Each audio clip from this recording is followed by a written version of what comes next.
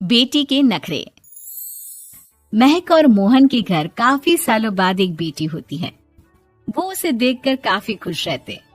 उस बच्ची की छोटी सी छोटी चीजों का ख्याल रखते। अरे महक बेटा, चाहे लड़का हो या लड़की, इतनी आजादी नहीं देते, बच्चा बिगड़ जाता है। आपको पता ही क्या है सासू माँ, चुप रहिए। हम दोनों कमाते ही क्यों हैं? इन बच्चों के लिए ना। देखिए तो कैसे प्यारे प्यारे पैरों से चल रही है, कितनी प्यारी लग रही है।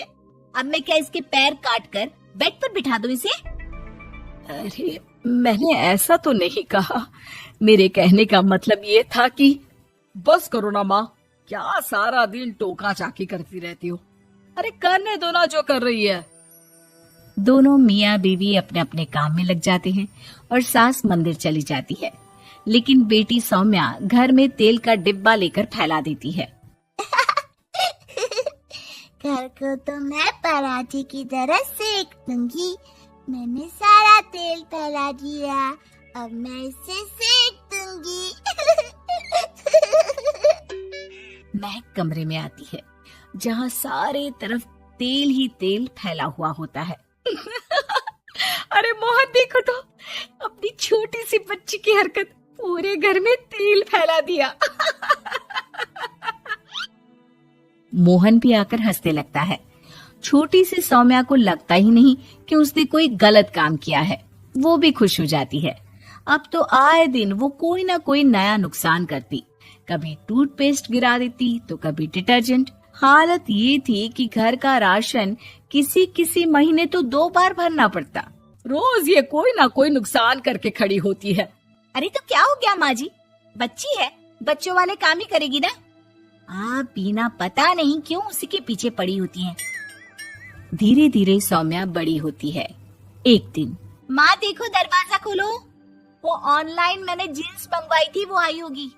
3000 दे देना और पैकेट ले लेना। 3000? ऐसी कैसी जीन्स है बेटा, ये तो बहुत बड़ा अमाउंट है। माँ फालतू बात थोड़ा कम ही किया करो और जल्दी जाओ, वरना समझ लो खाना नहीं खाऊंगी मैं आज सारा दिन। सास वहीं खड़ी सब देख रही थी, लेकिन अब तो उन्होंने भी बोलना छोड़ दिया था। अब तो आए दिन सौम्या के खर्चे बढ़ते ही जा रहे थे। कभी महंगी ड्रेस तो कभी दोस्तों के साथ पार्टी। पैसे दे दो तो ठीक, ना दो तो घर में कलेश। ये सब तुम्हारे ही कारण हुआ है। देख रही हो कैसी हरकतें हो रही है इसकी। रात के 8 बज गए हैं, लेकिन महारानी जी घर पर है ही नहीं। तभी सौम्या पड़ोस के लड़की के साथ वहाँ आती है। ओके बाय रोहन, कल फिर मिलेंगे, लव यू। ये क्या हरकत है सौम्या, आज तो तुमने हद ही पार कर दी। पापा कब से परेशान है। और ये लड़का कौन है? तभी पास खड़ी सास बोलती है, देखो महक, आज तक मैंने कहा नहीं था, लेकिन मैं आज कहूंगी, क्योंकि ये मेरे घर का मामला है। मैं नहीं चाहती कि मेरे बेटे का खानदान खराब हो या फिर कोई हम लोगों के घर के लिए बात करे। जाओ इसे ऊपर कमरे में छोड़ाओ, इससे कल बात करेंगे। मॉम देखो ना दादी क्या बोल रही है, चुप कराओ ना इनको, जैसे हमेशा करा देती हो। महक को अपनी गलती का एहसास हो रहा था। वो चुपचाप खड़ी होती है।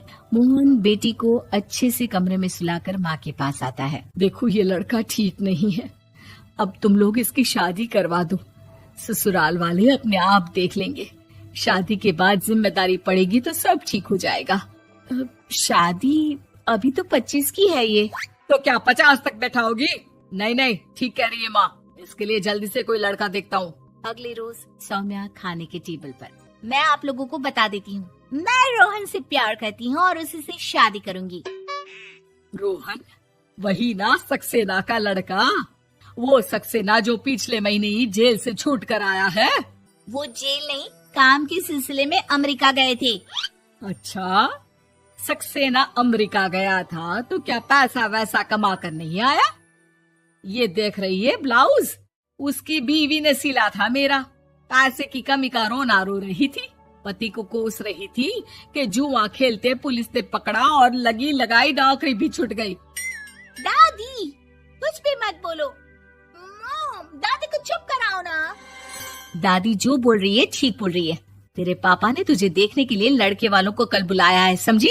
अगली रोज लड़के वाले सौम्या को देखने आते हैं और उसकी शादी मयंक से हो जाती है। शादी के बाद सौम्या मायके आती है।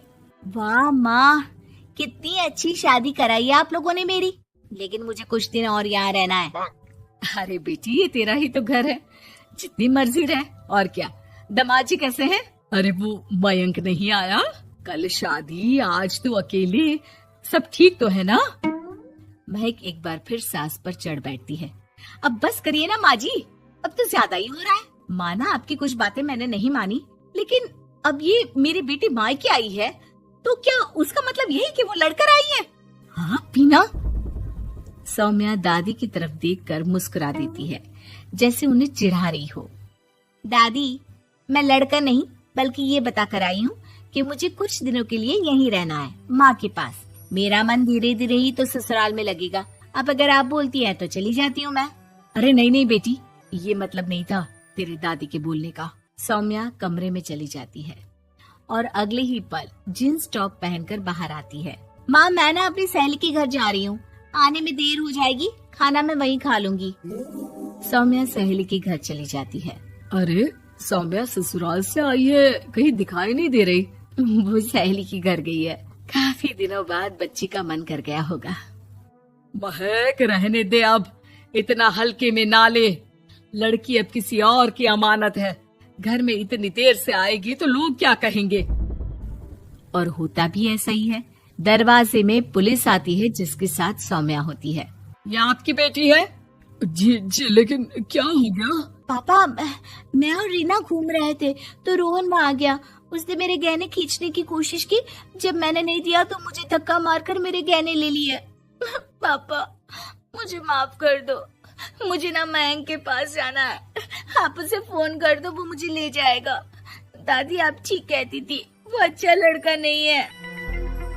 कोई बात नहीं बेटा, मयंक का फोन आया था, उसे तेरी याद आ रही थी, लेकिन वो तुझे भी अपनी जिंदगी जीने से नहीं रोकना चाहता था। मैं उसे बोल दूंगी कि वो कल तुझे लेने आ जाए। अगले दिन। चलो सौम्या, मैंने आज रात की फिल्म की टिकट और 5 स्टार होटल में खाने के लिए टेबल बुक कर दी है।